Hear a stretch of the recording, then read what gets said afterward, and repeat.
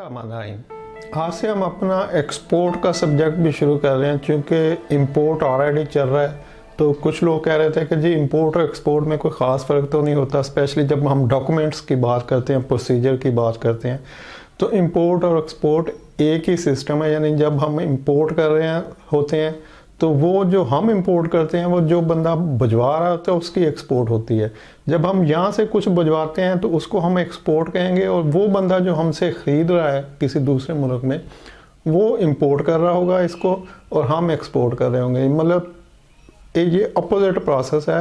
Contract में जो दो लोग अवेलेबल होते हैं, बायर और सेलर, तो बायर इंपोर्टर होता है और सेलर एक्सपोर्टर होता है। तो अगर हम सेल कर रहे हैं किसी को दूसरे मुल्क में तो हम एक्सपोर्टर होंगे और वो इंपोर्टर होगा। अगर हम ख़रीद रहे हैं किसी दूसरे मुल्क से तो हम इंपोर्टर होंगे और वो बंदा एक्सपोर्टर होगा। तो दोनों जो प्रोसेस करते हैं, जो डॉक्यूमेंटेशन करते हैं आपस में, उसको इंपोर्ट एक्सपोर्ट की डॉक्यूमेंटेशन कहते हैं। अभी तक जो हमारा प्रोसेस है वो रजिस्ट्रेशन तक कंप्लीट हुआ है कि इंपोर्ट के लिए कौन कौन सी रजिस्ट्रेशन की ज़रूरत होती है।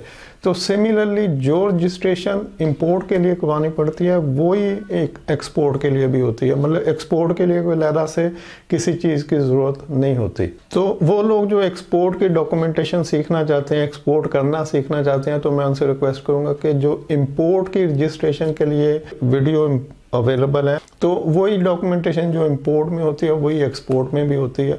तो फ़र्क सिर्फ इतना ही होता है कि वो डॉक्यूमेंट्स जब हम इंपोर्ट कर रहे होते हैं तो एक्सपोर्टर बनाता है, और जब हम एक्सपोर्ट कर रहे होते हैं तो इंपोर्टर बनाता है। लेकिन आज हम सिर्फ ये डिस्कस कर लेंगे कि एक्सपोर्ट के लिए रजिस्ट्रेशन को आने की कौन कौन सी रजिस्ट्रेशन की ज़रूरत होती है। और जैसे बताया कि ये सेम वही रजिस्ट्रेशन है जो इंपोर्ट के लिए होती है। तो एक तो आप जो इंपोर्ट की रजिस्ट्रेशन है उसको देख लीजिएगा, उससे आपको ज़्यादा व्यू मिल जाएगा। तो जैसे यहाँ पे लिखा हुआ है, नंबर 1 है NTN. NTN national tax number होता है, ये इनकम टैक्स ऑफिस इशू करता है।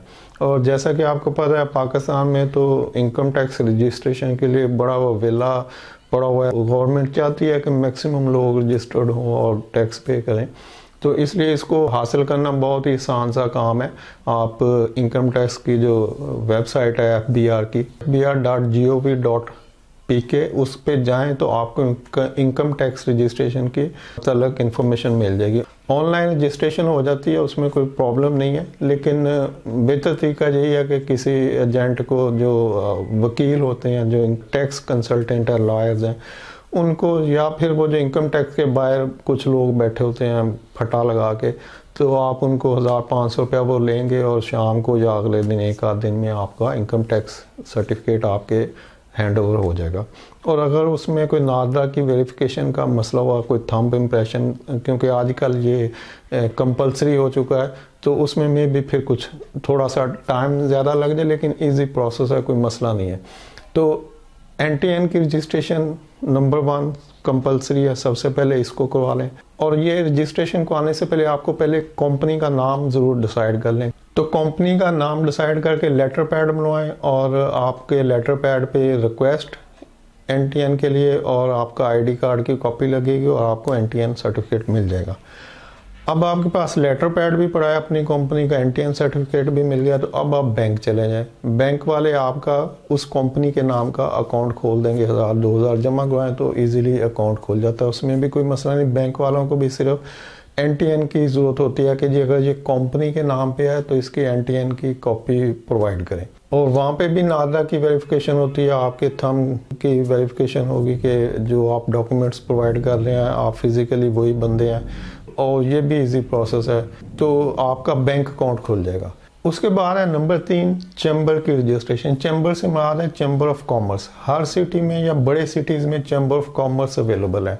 लाहौर में अवेलेबल है, फैसलाबाद है, गुजरांवाला है, सियालकोट है, कराची है, रावलपिंडी, इस्लामाबाद, बस जितने भी बड़े सिटीज़ हैं जहाँ से एक्सपोर्ट होती है, या अगर आप किसी दूर दराज के इलाके में भी हैं तो आपके नियरेस्ट जो भी रिलेटेड चैम्बर ऑफ कॉमर्स होगा वो आप आसानी से मिल जाएगा। आप किसी भी जो बड़ा सिटी आपके पास है वहाँ से आप देख सकते हैं कि यहाँ पे कौन सा चैम्बर ऑफ कॉमर्स अवेलेबल है। तो चैम्बर ऑफ कॉमर्स जाएं, उनको अपना एनटीएन वो भी कॉपी मांगेंगे, तो वो अपनी फ़ीस चार्ज करेंगे जो नॉमिनल सी होती है, और आपको रजिस्टर्ड कर लेंगे एज ए एक्सपोर्टर। तो अब चैम्बर ऑफ कॉमर्स ने आपको एक सर्टिफिकेट दे दिया कि जी आप या आपकी ये कंपनी जो भी उसका नाम है ये एज ए एक्सपोर्टर हमारे पास रजिस्टर्ड है। और चैम्बर ऑफ कॉमर्स की इसलिए ज़रूरत पड़ती है रजिस्ट्रेशन की कि जब आप एक्सपोर्ट करते हैं तो आपको एक सर्टिफिकेट ऑफ ओरिजिन सबमिट करना पड़ता है इंपोर्टर को, यानी जो आप डॉक्यूमेंट्स देंगे अपनी शिपमेंट के उसके अंदर एक सर्टिफिकेट होता है कि ये गुड्स जो है ये मेड इन पाकिस्तान है। तो वो मेड इन पाकिस्तान की जो सर्टिफिकेशन होती है वो जो सर्टिफिकेट इशू किया जाता है वो चैम्बर ऑफ कॉमर्स इशू करती है। तो इसलिए आपको चैम्बर ऑफ कॉमर्स की रजिस्ट्रेशन कंपलसरी है, वो भी लाजमी करवानी पड़ती है।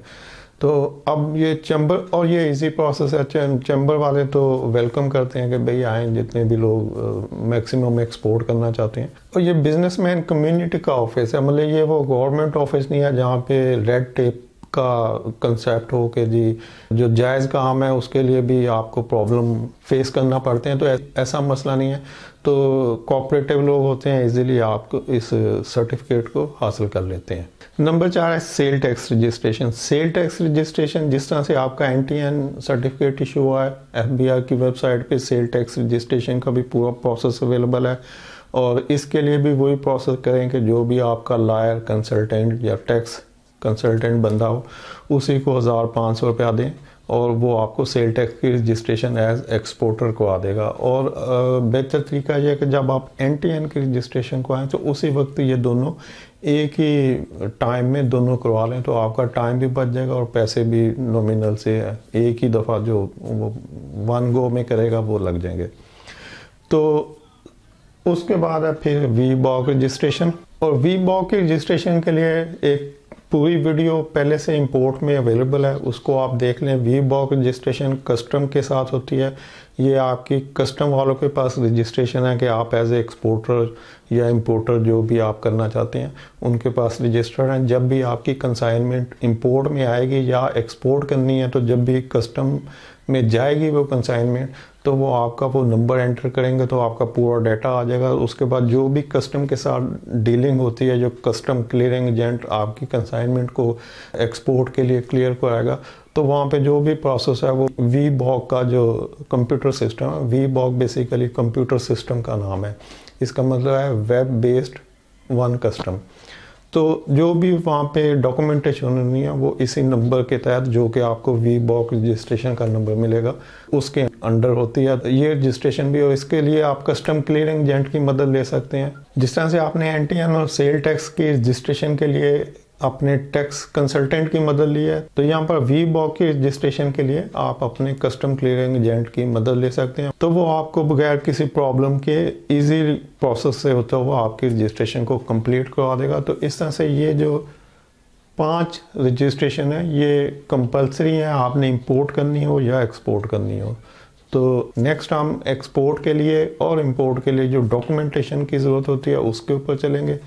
और इस जो टाइटल है इसको इंपोर्ट एंड एक्सपोर्ट कर देंगे ताकि दोनों की इंफॉर्मेशन एक ही प्लेलिस्ट में चलती रहे। तो ऑनवर्ड ये इंपोर्ट एक्सपोर्ट होगी और दोनों को डिस्कस करेंगे। उम्मीद है इंफॉर्मेशन पसंद आएगी। वीडियो देखने के लिए शुक्रिया। अल्लाह हाफिज़।